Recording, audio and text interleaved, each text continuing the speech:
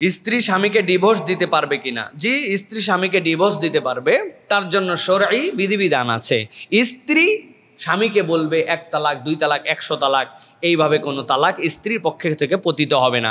স্ত্রীর তালাকের এজাজত দেওয়া থাকবে, এরপরে কাজীর কাছে সেটা যাবে। কাজী এরপরে স্ত্রীর পক্ষ থেকে স্বামীর কাছে ওইটা প্রেরণ করবেন যে আমার এই যৌক্তিক কারণে আমি আমার স্বামীর থেকে আমি বিচ্ছেদ নিতে চাই। কাজী যখন সেটা দেখবেন, দেখার পরে তারপরে সেই নোটিশটা তার কাছে যাবে, স্বামী এরপরে সেইটাতে স্বাক্ষর বা অ্যাকসেপ্ট করলে তারপরে ওইটা হচ্ছে তার পক্ষ থেকে তালাক হবে। তো স্ত্রীর পক্ষ থেকে আবেদন যাবে, স্বামী এরপরে তালাক দিবে। বিষয়টা এরকম নয় যে স্ত্রী বলে দিল স্বামী 3 তালাক, আপনি তালাক হয়ে গেল, এরকম নয়। বরং স্ত্রীর পক্ষ থেকে প্রস্তাবনা যাবে, স্বামীকে যৌক্তিকভাবে কাজী বলবে এখন তোমার স্ত্রীকে তুমি তালাক দাও, এরপরে স্ত্রীকে তালাক দেবে, তালাক হবে এইভাবে।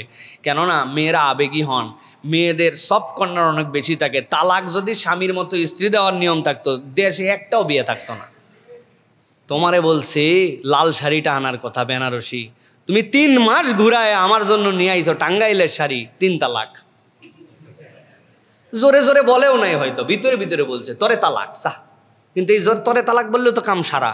এই জন্য আল্লাহ রাব্বুল আলামিন এই ফিতরাত, নারীদের সফট, নারীদের মানে তাদের মনের যে অবস্থা, এইগুলার বিবেচনা করে আল্লাহ রাব্বুল আলামিন এই জায়গাটাকে এই প্রক্রিয়ায় রেখেছেন। কিন্তু এটা যে হবেই না একদম সেটা না, সিস্টেমের মধ্যে হবে। আশা করি বুঝাতে পেরেছি। আমার বাবা মারা গেছেন কয়েক মাস হলো, কিন্তু আমি স্বপ্ন দেখি যে তিনি এখনো জীবিত আছেন, আমাকে ব্যবসা বাণিজ্য করার জন্য গুরুত্ব দিচ্ছেন, এরকম স্বপ্ন প্রায় দেখি। প্রিয় ভাইরা, এটা কোনো খারাপ স্বপ্ন নয়।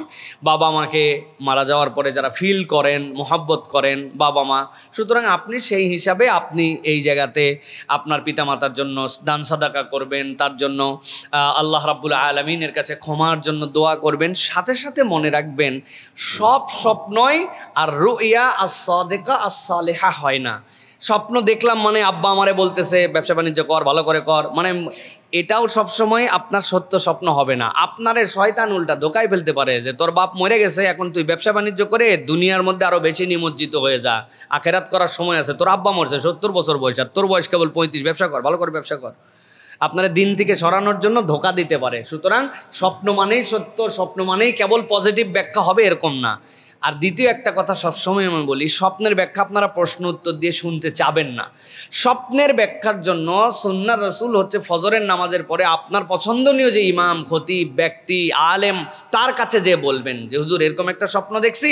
কেননা নবীজি এই সময় মসজিদ নববীতে উল্টা দিকে বসে স্বপ্নের তাবির করতেন। সবচেয়ে বেস্ট ব্যাখ্যাটা আল্লাহ জেহেনের মধ্যে, যেহেতু এটার কোনো মানদণ্ড নাই, এটা জেহেনের উপরে আমলি ব্যক্তিরা এটার বর্ণনা দেন, সুতরাং ওই বেস্ট ব্যাখ্যাটা তখন হবে। এখন কবে স্বপ্ন দেখছেন, কবে প্রশ্ন পাঠাইছেন, আমি কবে উত্তর দিচ্ছি, ঘটনা যে আসলে কি নাও মিলতে পারে। আমি আমার প্রেডিকশনের আলোকে কমন উত্তর দিলাম।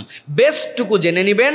কোনো হাফেজ, আলেম, কারি, ইমাম, আল্লাহওয়ালা ব্যক্তি যার প্রতি আপনার হোসনে জন আছে, ঠিক ফজরের নামাজের পরে তার কাছ থেকে স্বপ্নের ব্যাখ্যা জেনে নেওয়ার চেষ্টা করবেন।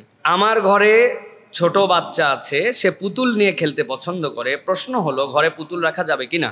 প্রিয় ভাইরা, বাচ্চা কাচ্চা যখন পুতুল নিয়ে অনেকেই খেলাধুলা করে, শরআন যে এই পুতুলের অবয়ব না দিয়া, মানে লুকি পুতুল, লুকি একটা খেলনা ডল, এটা জায়েজ, কিন্তু আলাদা করে চোখ বানায় দেওয়া, আলাদা করে নাক বানায় দেওয়া, অবয়ব দেওয়া, এই পুতুল দিয়ে বাচ্চাদেরকে খেলতে দিবেন না। আমরা ছোটবেলায় দেখেছি ওই যে ঝাঁটার কাঠি দিয়া একটা কাপড় এরকম করে দিয়ে 2 দিক দিয়ে এরকম করে হাত ঢুকায়া নিচ দিকে, আম্মা দেখছি আমার ছোট বোনদেরকে ওই জায়গায় একটুখানি টাইট করে বেঁধে দিয়ে একটা লুক বোঝা যাইতো যেটা একটা পুতুলের মতো, সেটা নিয়ে খেলতো। কিন্তু বাহ্যিক হাত আছে, চোখ আছে, একদম হুবু ডল মানুষের মতো, এইগুলা দিয়ে খেলতে দিবেন না। এবং অনেকেই হয়তো বলবেন এগুলো দিয়ে খেললে কি হয়? প্রিয় ভাইরা, 2টা জিনিস হয়। একটা হচ্ছে আসনামের সাথে সাদৃশ্য হয়, এটা ইসলাম পছন্দ করে না যে একটা অন্তর ছাড়া কিছুর অবয়ব তার সাথে আসুক। 2 নম্বর শুনলে আপনারা ঘাবড়ায় যাবেন, এই সকল জিনিসের মধ্যে খারাপ শয়তানরা আশ্রয় নেয়। শয়তান আশ্রয় নেবে কোথায়? এইগুলা জায়গার মধ্যে আশ্রয় নেয়। এই যে বাচ্চা কাচ্চা কান্নাকাটি করে, জেদ, খিসানি, কথা শোনে না, এলোমেলো আচরণ, এইগুলার থেকেও অনেকাংশে হয়। সুতরাং এইটা নাজায়েজ নয়, হারাম নয়, কিন্তু অবয়ব ছাড়া তাকে খেলতে দিতে হবে। প্রিয় ভাইরা, আম্মাজান থেকেও এরকম বর্ণনা আসছে, তিনি ছোট ছিলেন, তিনি এরকম জিনিস নিয়ে খেলেছেন। সুতরাং এটা জায়েজ, কিন্তু এখান থেকে পরহেজ থাকা আমাদের জন্য ভালো। আল্লাহ আমাদেরকে বোঝার তৌফিক দান করেন। হুজুর, আমি শুনেছি যে লজ্জাস্থানের দিকে তাকালেই নাকি গুনাহ হয়। তো তাহলে নাভির নিচের অবাঞ্ছিত পশম কাটার সময় তো লজ্জাস্থানের দিকে তাকাতে হয়, তখন তাকালে কি গুনাহ হয়? প্রিয় ভাইয়েরা, প্রথম কথা হচ্ছে যে লজ্জাস্থানের দিকে তাকালেই গুনাহ হয়, এটা মানে কোন লজ্জাস্থান এটা তো আপনাকে আগে বুঝতে হবে ভাই। আপনি আপনার বৈধ যে এটা সেই জায়গার কথা ভিন্ন, অবৈধভাবে তো তাকানোটাই গুনাহ।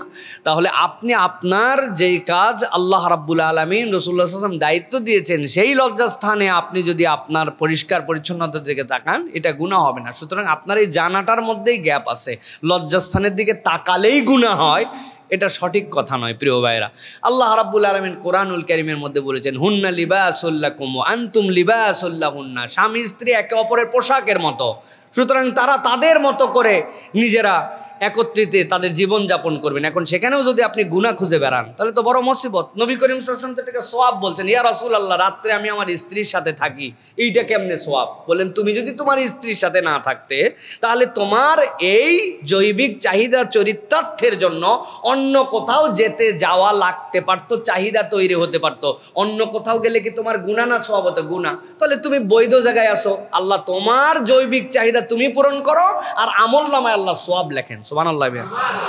সুতরাং রব আমাদের জন্য দয়াদ্র। ইসলাম কঠিন নয়, অবান্তর কোনো প্রশ্ন করে এই জায়গাতে আপনার নিজের অন্তরের মধ্যে নিজে পেরেশানি তৈরি করার দরকার নেই। আপনি তো চোখ বন্ধ করে কাম করেন তো কাইটা মাইটা সব গেলে তো বিরাট বড় মুসিবত। আল্লাহ আমাদেরকে হেদায়েত দান করুক। মৃত বাবা মায়ের ছবি কি ছেলে মেয়েদের রাখা যাবে বা টাঙানো যাবে? প্রিয় ভাইরা, প্রথম মাসালা হচ্ছে যে কোনো ছবির ক্ষেত্রে এখন প্রযুক্তিগত যেগুলো ছবি এইগুলো তো অনেক কোটি কোটি ডট, এই ডট মেলে একটা ছবি আমাদের ফোনে ওঠে, এটা তসবিরের মূল রূপ নয়। এটা যখন প্রিন্টেড ভার্সনে যাবে তখন শরীয়ত আপত্তি করেছে। তাছাড়া এইটা অনেকগুলা ডটের সমন্বয়ে একটা রূপ আমরা দেখতে পাই, যদিও অযৌক্তিক কারণে ছবি তোলা উচিত নয়, না তোলাটাই আকরাবুল তাকওয়া। কিন্তু এইটাকে প্রিন্ট করে এইটাকে আলাদা করে আপনি পিতামাতা মারা গেছে আপনি আপনার মোবাইলের মধ্যে আছে, থাকতেই পারে আপনার বাপ মায়ের ছবি, সেটা রয়ে গেছে একটা সফট ভার্সনে, কিন্তু ওইটাকে প্রিন্ট করে টাঙ্গায় রাখা, ওয়ালে রাখা, এটা শরীয়ত আপনার জন্য অ্যালাউ করে না। এটা বরং বিজাতীয় সংস্কৃতি, কাফের মুশরিকদের সংস্কৃতি, এখান থেকে আমাদের পরহেজ করতে হবে। আর আপনার বাপ মায়ের ছবি এরকম করে টাঙ্গায় রাখা আপনার কী লাভ? প্রিয় ভাইয়েরা, এই টাঙ্গানোর মধ্যে তো কোনো বরকত নাই, এই টাঙ্গানোর মধ্যে কোনো কল্যাণ নাই। সুতরাং ইসলাম মানার মধ্যেই কল্যাণ, এবং বাবা মার জন্য সন্তানের যে দায়িত্ব সেই দায়িত্বগুলো আপনি পালন করেন ইনশাল্লাহ, তাহলে আপনার বাবা মারও বেশি খুশি থাকবেন। এই ছবি টাঙ্গায় বাপ্পারে মহব্বত দেখানোর ইসলামী শরীয়তের কোনো দিক নির্দেশনা নেই। আল্লাহ আমাদের বোঝার তৌফিক দান করুন। হাযা মা ইনদা ওয়াল ইলমু ইনদাল্লাহ। সুবহানাকাল্লাহুম্মা বিহামদিকা আশহাদু আল্লা ইলাহা ইল্লা আনতা আস্তাগফিরুকা ওয়া আতুবু ইলাইক। আসসালামু আলাইকুম ওয়া রাহমাতুল্লাহি ওয়া বারাকাতুহু।